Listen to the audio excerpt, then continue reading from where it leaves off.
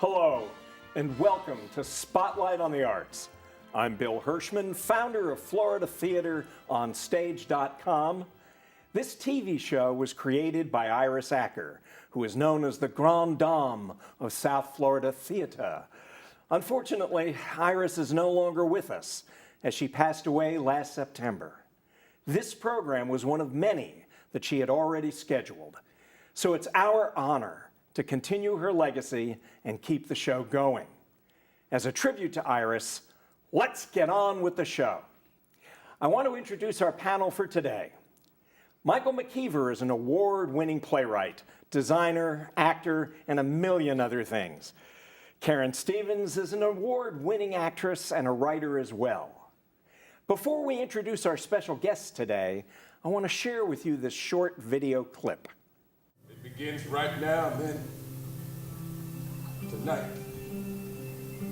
Many have said you don't deserve this opportunity. Say it's a white man's sport. Yet the hundreds of games this team has won over the last 16 years has led us right here to this moment, right now. Who knows great enthusiasms, the great devotions, who spends himself in the word he calls, who at the best knows in the end the triumph of high achievement, who at the worst, if he fails, at least fails while daring greatly, so that his place shall never be with those cold and timid souls who neither know victory nor defeat.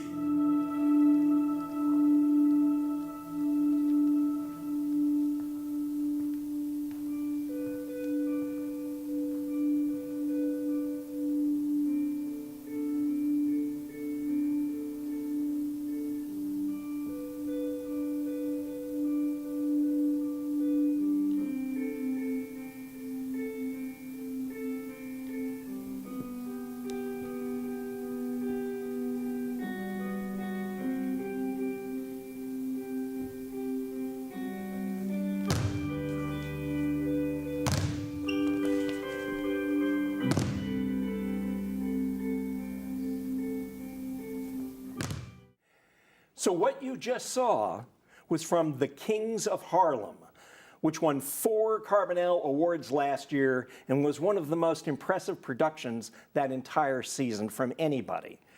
The producing company was the Ensemble, and with us today are 2 of the founders, Shirley Richardson and Patricia Williams. Welcome. Thank you for being here. Thank you. That really was an amazing production. It was the first one you did at your new venue in North Miami, the Sandro Rivers location? Well, it's not in North Miami, it's in Liberty City. Liberty City. Yes, yes, and that was the first, that was the opening production it was the opening production of moving into the Sandro Rivers Theater. If I remember correctly, Ensemble is the oldest continuing operating African-American theater in the state of Florida. Is that accurate? Correct. You've been operating since 1971, as I remember? Yes. Yes. Why don't you tell people how it started, because I know it started in very modest circumstances, and how the process to where you've gotten today. Well, actually, we started on the campus of University of Miami. The founder was T.G. Cooper. We call him T.G. affectionately, and Ted Cooper was his name. He was a student, so was I, and a couple other people, African-American students on campus. And so he had to direct a play to get his master's degree, and he chose a play, Pearly Victorious. And from that play, he started the Ensemble Company. And, but I was already Pat and I both were already a part of a theater company called the Theater of Afro Arts by Wendell Narcisse. And so when TG decided that he wants a company, but he had a different take on it.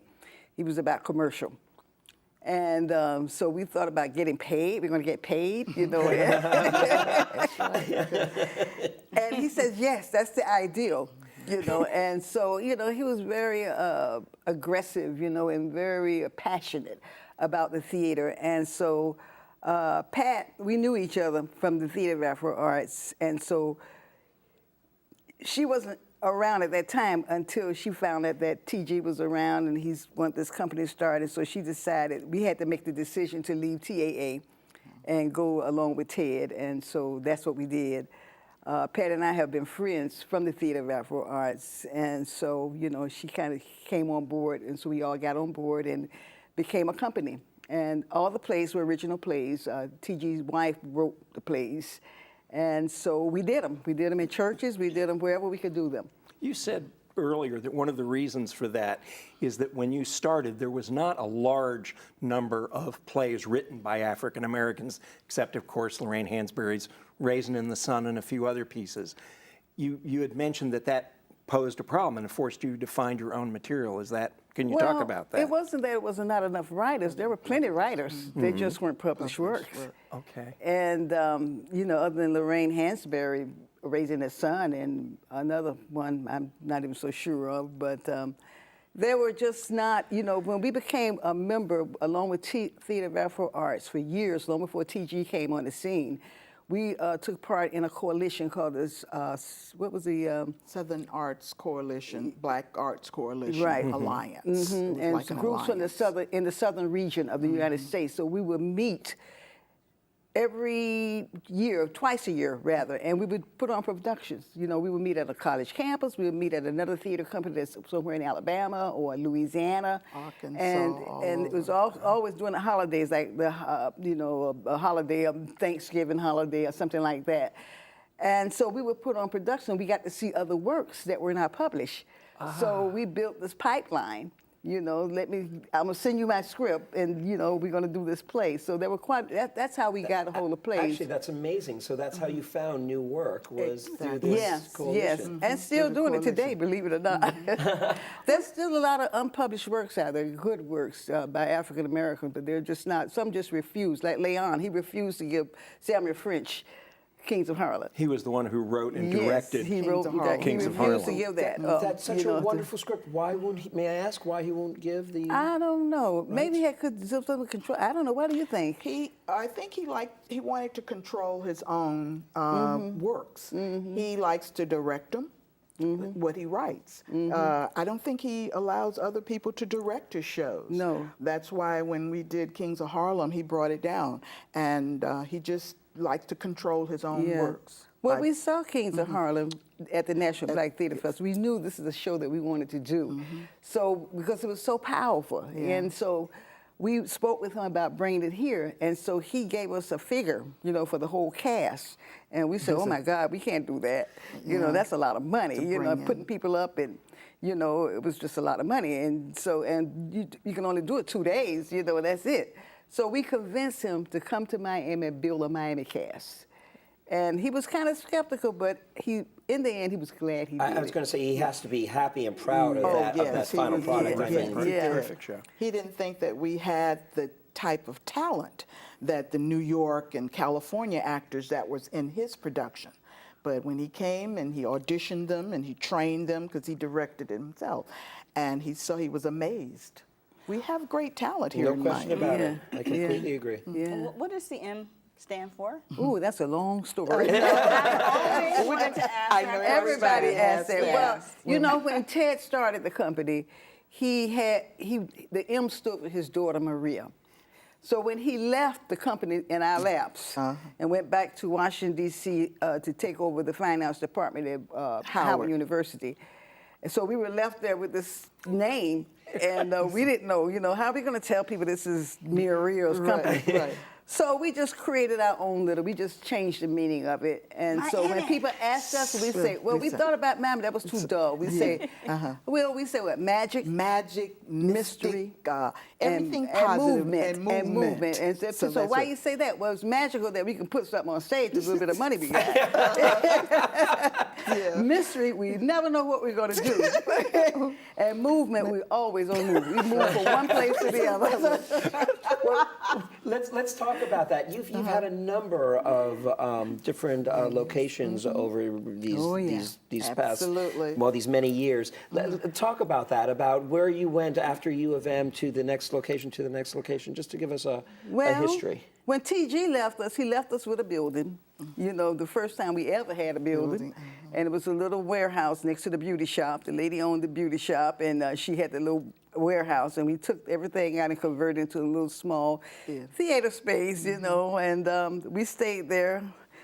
I mean, it might be embarrassing to say, but we didn't have no more rent money. So we had to move. And so we moved, and we had nowhere to go until we were offered to be the first resident company that was at the Cultural Arts Center, which is now called the African Heritage Cultural Arts Center. When they first built it, we were the first company to move in there. Well, we were the only one anyway, you know, so really around, we moved there. We were there for years, and then, you know, we got wind of the Bakehouse Art Complex. Oh, I didn't know you were in the Bakehouse. Yeah, I had read up a review that someone was over there. I forgot who it was, but it was another lady named Pat. She started the company there, and they moved out, and it was vacant. So I said, let me go over there and see. And I went over there to see one of the artists downstairs. They had the visual arts downstairs. Sure. And I went over there to see, and I told Pat, I said, Pat, we may have us a place, girl. And so we went up there, and it was a mess. It was a hot mess. On the top floor. They had top floor, no elevator. Oh. And they had a pole right in the middle. Right. And they had a little wall, you know, because it used to be the bakery. They used to bake the bread there. And so we found a guy that told him we had to knock that wall down. Yeah, to make and we the went out to stage. look for some props and stuff for our first show, Ceremonies in Darko Men. And that guy, we got back, he was sleeping. The wall was still up there. Yeah. And we were so mad. We took we had a sledgehammer. The sledgehammer. Right? Yeah. And the two of you took the wall down? Yes, we did. It was like New Year's Eve or something. Yeah. And we said, are you serious? And we were so mad with him. So we just took those sledgehammers and we got that wall down. You took out your frustrations as well as the wall. Exactly. Because it was you bake your bread there, you know, and all of that. How long were you in the Bakehouse for?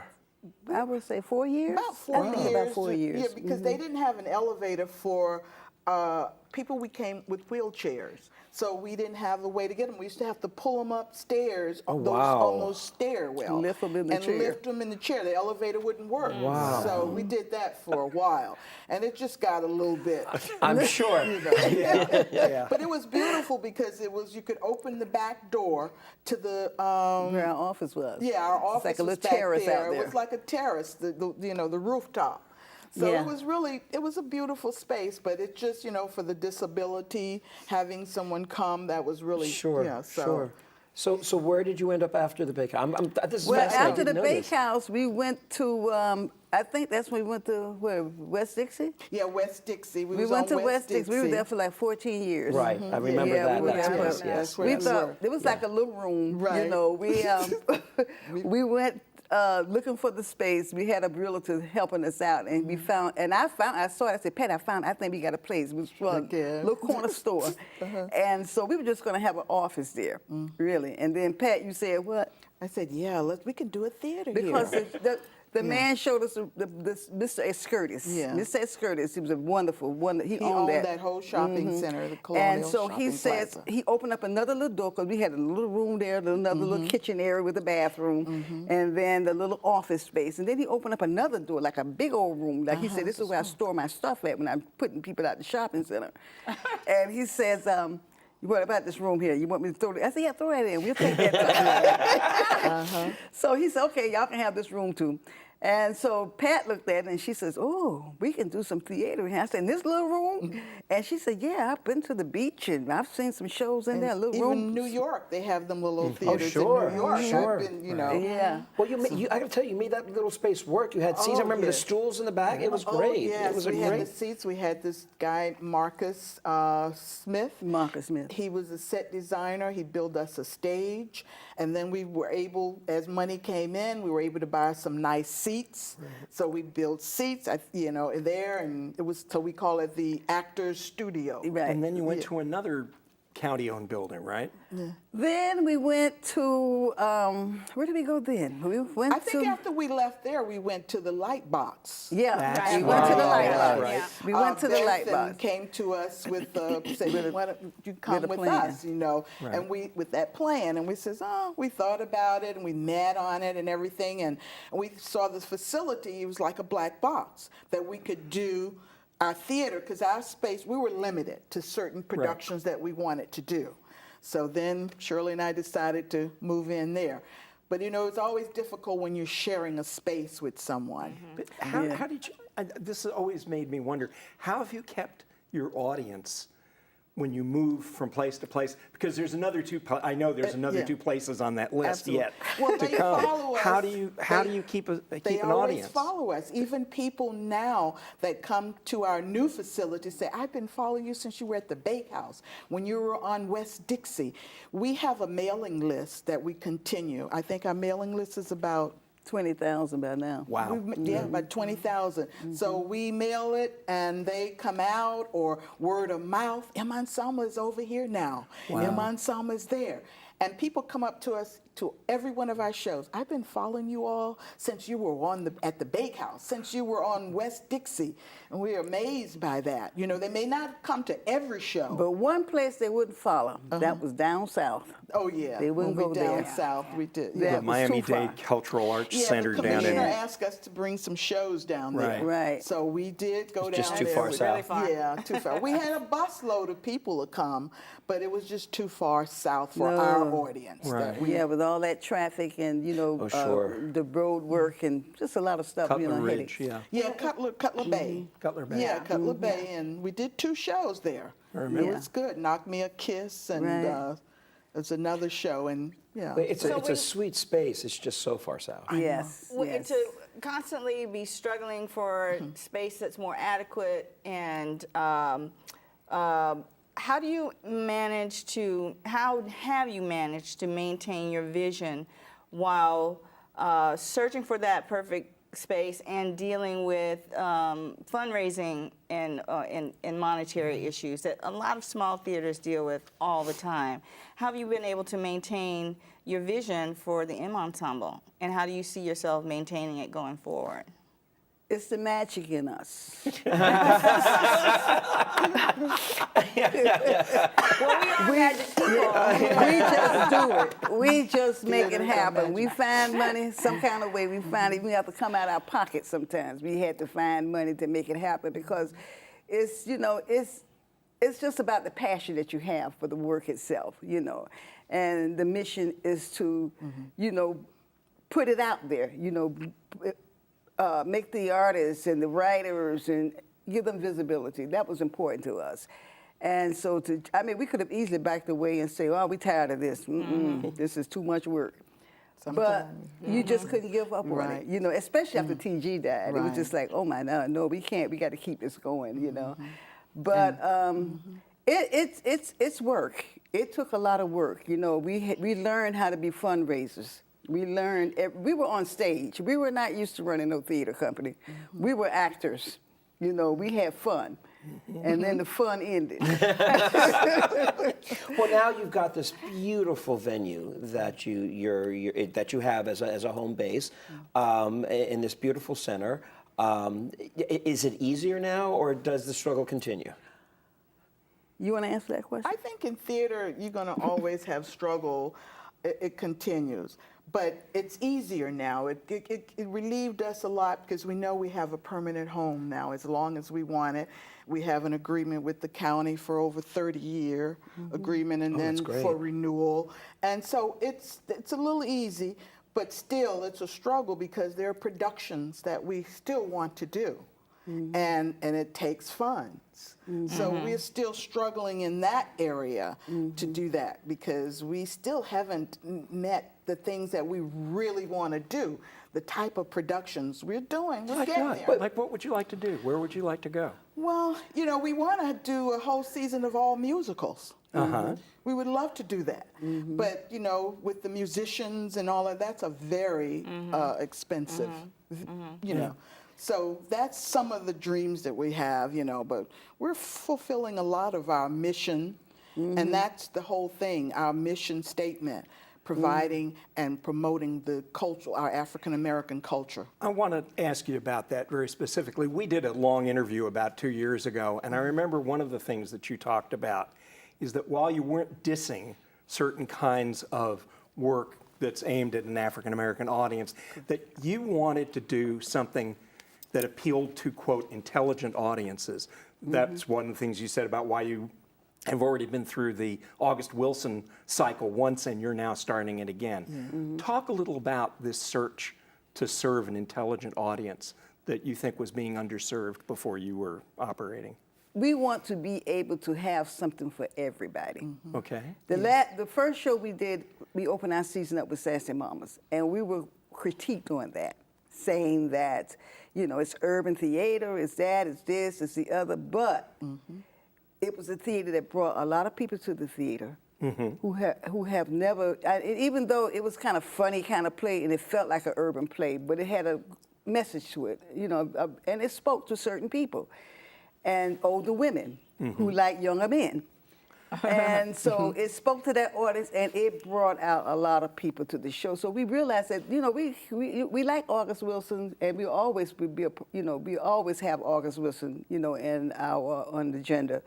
But then there's a whole lot of other great stuff out there that no one has ever seen, especially in South Florida, that, you know, we're interested. But we, like I said, we want to appeal to we want to appeal to a diversity. You know, we did the God's Trombones. Right. We brought a lot of people from the churches groups that came out, groups of people that come out. And you were at the last show. You saw how people had to stand up and wait 15 minutes before they can even, you know, before we can get the show going. So, you know, we like to do the intellect pieces. We did August Wilson. We ended it with August Wilson. And guitars. You know, rave reviews. Thank you so much. You earned it. I didn't do nothing. Yeah. And, you know, so we just don't want to just cater to one particular mind.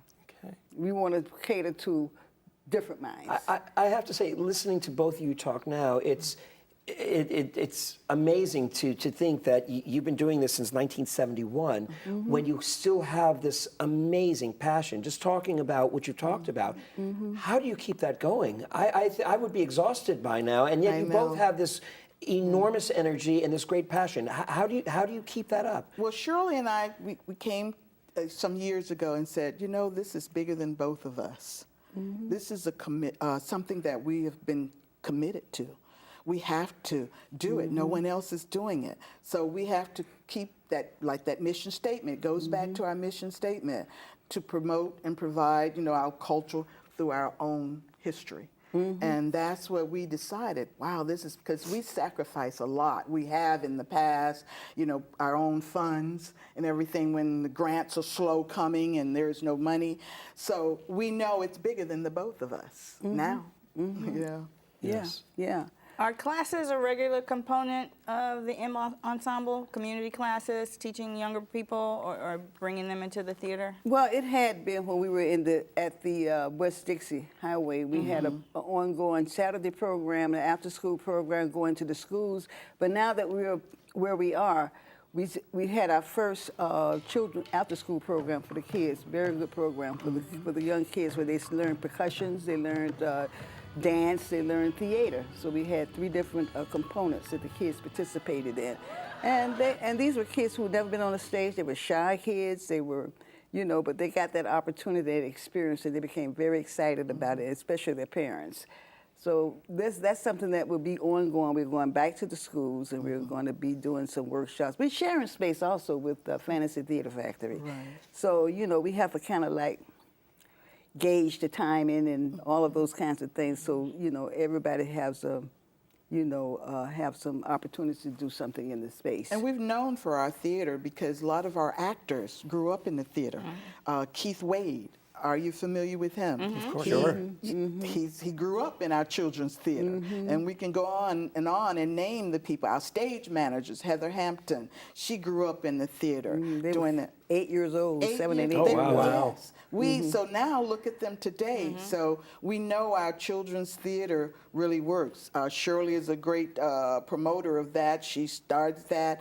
Now we renamed the title. What is it called now? The $1 Million Club? No, it's Children on Stage. Oh, Students on Stage. Student on Stage now. So we revamped that and bringing it back. So you're building a whole nother generation. Correct. Coming in, not just of theater goers, but actually theater artists. Exactly. You got to pass the torch. Well, I've noticed that there's always you have a core, of people that you use frequently because you know that they're reliable, but you're always bringing in new faces and giving people an opportunity.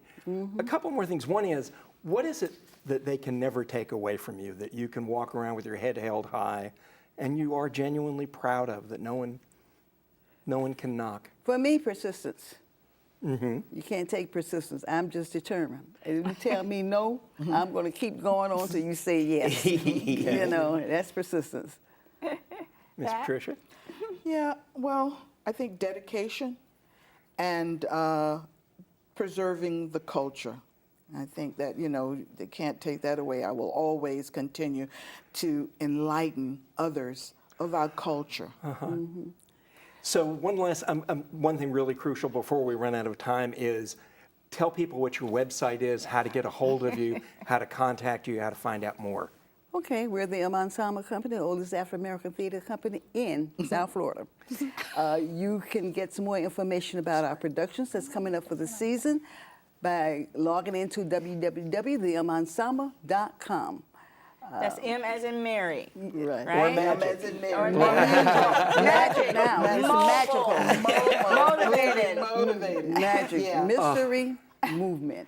Yes, mystery But movement. we won't be moving too far this time. You know, I told you this would go by like that, and Yes, it you did. did. We are on our way out.